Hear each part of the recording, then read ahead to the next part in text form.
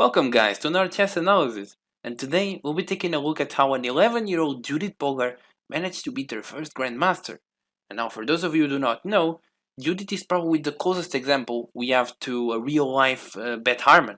Like, she's the proof that it's not completely impossible for a woman to be in top-level chess, at her peak. She even reached top 8 in the world. That's crazy strong.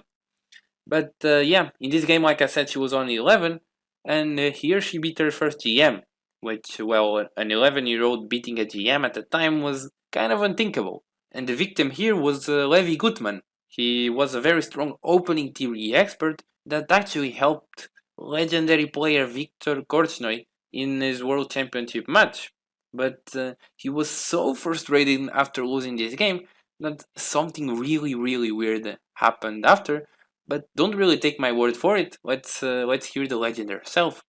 I remember very well when I won against the first grandmaster in my life. I was 11 years old, and of course he couldn't handle the situation. Actually, when he left the playing hall and went to the elevator, I heard later from other people who've seen him hitting his head into the elevator door. So yeah, banging his head in the elevator, that's a new one for me. But yeah, without further ado, let's just get into the game and check how she made this possible. She started with e4, we have c5 by black, just going for the Sicilian, and after knight to f3, d6, d4, c takes on d4, knight takes on d4, knight f6 and knight to c3, we have the extremely classic open Sicilian layout we see all the time.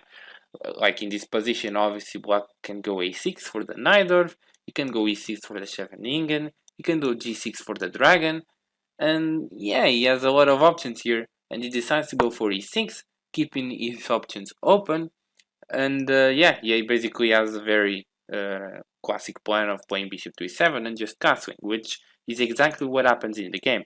After bishop to e2, we have bishop to e7, and both sides just castle. However, this position Judith makes her intentions for this game extremely clear, and she goes f4. Black goes a6. It's a move most of the time you want to make as a black playing the Sicilian, just controlling these knight jumps and eventually preparing a b5 push, perhaps fianchetting your bishop to b7, and yeah, overall just a very flexible move. In this position, she continues with bishop to e3, and now that she has developed pretty much all her minor pieces, she kind of is threatening to play e5, open the center, and yeah, go after the black king. And so black replies with queen to c7, just developing the queen and putting some defense to the e5 square, so Judith obviously never has any of that business anymore. Here she plays a4 and negates that b5 push I was talking about previously. And after knight to c6, she goes for queen to e1 with, this very sort of barbaric plan of getting the queen to the king side and just going straight up after this guy over here. So to this, black actually has a plan of his own and he plays knight to d7 because this knight wasn't really doing anything here. And instead, black will try to get his bishop to f6, and which actually puts pressure on this knight and defends his king. And that's exactly what happens in the game. We have queen to d3, bishop to f6, and now that this knight is hanging, Judith just activates a rook and defends the knight at the same time when we have rook a to d1.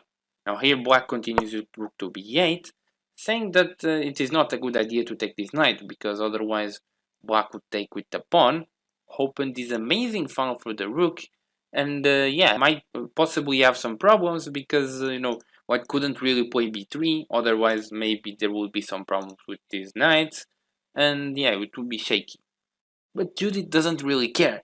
She indeed goes straight into this plan. We have knight takes on c6, and after b takes on c6, she actually goes for this very nice e5 move because yeah, she causes this very annoying dark square bishop's diagonal, and is now ready to pounce on the attack. And in this position, black takes, we have d takes on e5, and here she does not take back. Instead, she goes knight to e4 and goes straight after this bishop. So yeah, first things first, it is obviously not very wise to take this pawn because, for example, after a trade, you can just retake with the bishop, and yeah, it will not be fun for black. So instead, black really must conserve his dark square bishop, otherwise he'll end up in trouble, and he plays bishop to e7 as he should. Now in this position, Judith just wants to open things up as soon as possible. And she goes f5, trying to open the rook, trying to open the bishop scope, and really plow at the black king. So black really is kind of forced to take, otherwise this pawn would really be a menace here, getting so close to the black king. And here she just goes on to h6 with the bishop and provokes some weaknesses. The pawn is obviously pinned, she's threatening mate here on g7, so g6 is pretty much forced. However, now this knight is hanging and she has to do something. And so indeed now she plays rook takes on f5, and the knight obviously is no longer hanging. The rook is also not hanging because, again, the pawn is pinned. And she might have ideas of getting this rook off the f8 square, bringing the other rook, and again, putting pressure on the black king. That is really all this middle game is about. So black here decides that his rook on the b file should join the party, and he activates it. We have rook to b4, hitting this very annoying knight, and Judith just calmly defends it. We have bishop to d3. Now here, black plays actually the best move in this position, and he plays f6, literally not caring about this hanging rook on f8, because yeah, if he moved this rook, it was exactly what I was talking about. The other rook would come, the pressure would be too much on f6, and yeah, black wouldn't be able to do a lot. However, on the other hand, it isn't that wise either to take this rook on f8, because from a human standpoint, the only open file on the board is the d file, and yeah, in such positions it is actually very instructive, because these minor pieces would eventually probably outmaneuver the rooks, and yeah, in this position black is completely fine, because the only way white could exploit the weaknesses of the black king would be to the dark squares. However, now that the dark square bishop is gone, this task is way harder. So that was precisely black's idea when he played f6. And in this position, Judith saw this and didn't go for this bishop takes on f8. Instead, she continued with her plan. We have rook d to f1. However, black decided that he wasn't standing around, and that he also had some brilliant plans of his own. And he played the rook takes on e4 in this position. Actually, the best move, because this rook is actually, well, it's not untakeable, but if Judith is to take this rook, this will lead to a lot of simplifications after knight to c5, because as you can see, this hits the bishop and also the rook with this sleepy dark square bishop that hasn't been moved all game. And yeah, Judith saw that the attack would kind of go downhill after this, so instead she decided to keep some pieces on the board and go for something else, because here she went for bishop takes on f8. Now she has to be extremely careful to not end up in a world of trouble, because here black plays king takes on f8, and now that the king is on f8, this pawn is no longer pinned, so you're threatening to take the rook, but Judith goes into this anyway. She takes this rook. Now we have g takes on f5, and after bishop takes on f5, as you can see, black has a dark square bishop and a knight for this rook, which, it's generally advantageous. However, the only thing going for white in this position is that black's pieces aren't really doing anything at the moment. So the main theme here is whether or not black can activate these pieces before white murders black king.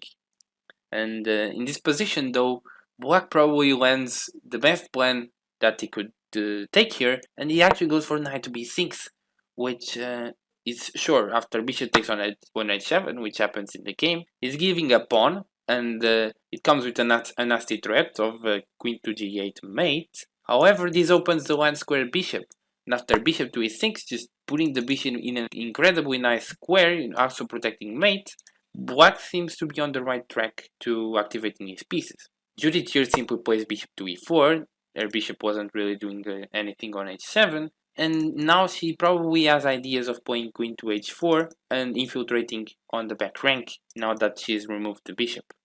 Here black just centralizes his knight, he plays knight to d4, and after queen to h4, now black has sort of a simple plan that he probably overlooked However, he didn't play necessarily a bad move here. However, he probably made his life way harder than it should, and it eventually cost him the game. Because here, he can just simply slide his king across to e8 and then to d7. And if you picture the king on d7 with all his pieces surrounding him, there's really nothing white can do to pose threats to this king. He's incredibly safe on the d7 square. However, here, black just keeps trying to improve this knight. We have knight to f4, but now after queen to h8, black claims that he can safeguard his king with bishop to g8, and that is completely safe. And sure, the engine gives complete zeros, but from a human standpoint, is a bit more trouble than it should be. Because, okay, sure, white would really love to play bishop to h7 here and just completely mate the black king here. However, black claims that this isn't possible because, sure, he has bishop to c5 and that's his whole point. After bishop to c5, this opens the line for the queen and she can just take the bishop. And so a possible idea for white in this position would be to go for something like king to h1, just avoiding this check and indeed going for bishop to h7. However, this is relatively easy to play for black, it could go for something like queen to d6 and bring the queen just to the defense of this bishop, like queen to d6, bishop h7, and after queen to e6, your queen is just stuck on h8 doing nothing. This queen will come to the king's rescue, trade herself, and black will just convert the advantage, right? So back here instead of king to h1, white actually played the very interesting rook to d1. And sure, Stockfish doesn't really think it's the best move. However, from a practical standpoint, I honestly think it is, because all of a sudden the queen can no longer help in the defense of the bishop through that maneuver I was talking about. For example, after something like bishop c5 check, after something like king to h1, the pawn isn't protected. If the knight goes back, you can just capture with the bishop. Things are getting a bit weak for black. So instead, he goes for a knight to e6. Just trying to protect this king as much as he can, and get his knight involved in the defense as well. And now, finally, we have the very nice king to h1, and Judith prepares this bishop to h7 idea. And now there's no easy way to get the queen involved. So black is forced to play this awkward bishop to d8. This is pretty much forced because black has to open this line for the queen to help. And he actually has to keep an eye on the f6 pawn. For example, if you leave this diagonal and the f6 pawn falls, well, it's just over. So now Judith has to find a way to keep on the pressure. And to this, she goes bishop f5, attacks this knight that is hanging, to be fair, because this bishop is pinned after all. So black moves it to d4. We have knight to d4, hitting this bishop. And Judith just plays bishop to h3 and waits to see what the hell black is going to do. Because if you take a look at this position, again, engine says it's all zeros. However, it's so difficult to play this as black. You got this very, very annoying sort of pin in the d file, and the knight really doesn't have that many moves. For example, if you take here, the knight can't really leave the d4 square. If you take, the rook just infiltrates and you're getting mated. Also, you have all sorts of teams with bishop to e6 hitting this bishop whenever the knight leaves, and perhaps the bishop is falling if the queen tries to help on the defense. So it's really, really delicate for black. To this, he decides to go queen f7, trying to salvage something, because now after c3, black has this queen b3, eating the rook. However, as you'll see, this is not enough, because in this position, Judith played a very, very nice queen to h3 intermediate move, and now black is kind of in trouble, because if you take a look here, this is completely forcing. If black goes into the light squares, for example, king to f7, you, funnily enough, you fork the king and your own rook. You protect your rook, and now after the king moves, you're just gonna collect the knight, enjoy an exchange up in an open position. It's easily winning for Judith.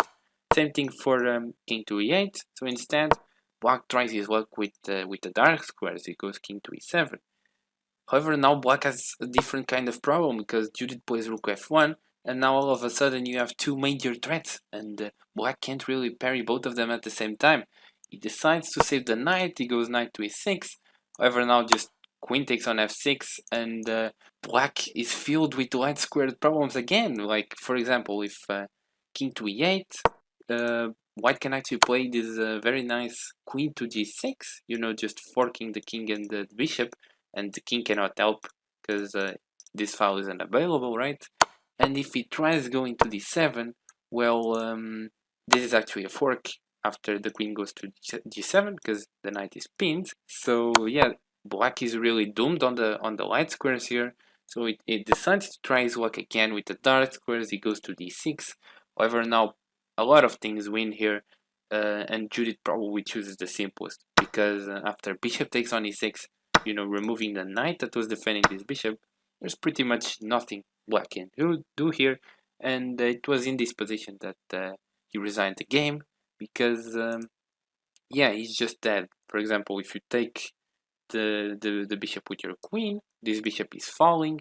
Again, Judith will be up an exchange in an open position, easily winning. And if black takes the queen, well, just bishop takes on the queen on b3. And again, there are two threats, and black can't meet both of them. So yeah, it'll just be an exchange up and in an easily winning game. So yeah, again, it was in this position that black resigned, and a couple minutes after this, that he was in the elevator, banging his head against the wall. So yeah, pretty funny stuff. But this was the game, for an 11-year-old to showcase such a level of understanding is just, I will never understand how these things are possible. But yeah, that was it. Hope you guys enjoyed, and catch you on the next one.